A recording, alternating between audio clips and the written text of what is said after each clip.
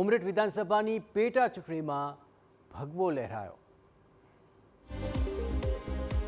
આણંદ જિલ્લાની ઉમરેઠ વિધાનસભા બેઠક પર ભાજપે તેનો ગઢ જાળવી રાખ્યો છે અને ભવ્ય જીત હાંસલ કરી। પેટા ચૂંટણીમાં પૂર્વ ધારાસભ્ય ગોવિંદ પરમારના પુત્ર અને ભાજપના ઉમેદવાર હર્ષદ પરમારની 30,500 મતોથી જીત થઈ છે। તેમણે આ જીતનો શ્રેય ઉમરેઠની જનતા અને તેમના પિતાને આપ્યો।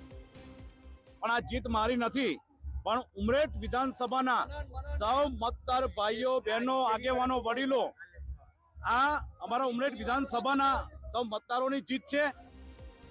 તો બીજી તરફ હાર બાદ કોંગ્રેસે ઈવીએમ પર દોષનો ટોપલો ઢોળ્યો। કોંગ્રેસ ઉમેદવાર ભૃગરાજસિંહ ચૌહાણે આક્ષેપ કર્યો કે જે રીતે જંગી મતદાન થયું હતું તે જોતા વલણ કોંગ્રેસ તરફી હતું, પરંતુ ઈવીએમમાં ગરબડીના કારણે કોંગ્રેસની હાર થઈ છે।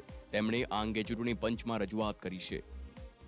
ઈવીએમની અંદર 99% બેટરી બોલે છે। કન્ઝમ્પશન થયું હોય તો બેટરી કમસે કમ એક દિવસમાં ખાલી 1% ના હોય, અને એટલા માટે ચૂંટણી અધિકારીને મેં લેખિતમાં અરજી પણ આપી છે। પૂર્વ ધારાસભ્ય સ્વર્ગસ્થ ગોવિંદભાઈ પરમારના અવસાન બાદ ખાલી પડેલી બેઠક પર ભાજપે તેમના પુત્ર હર્ષદ પરમારને ટિકિટ આપી હતી, જેમણે આ બેઠક પર ભાજપનું વર્ચસ્વ જાળવી રાખ્યું છે।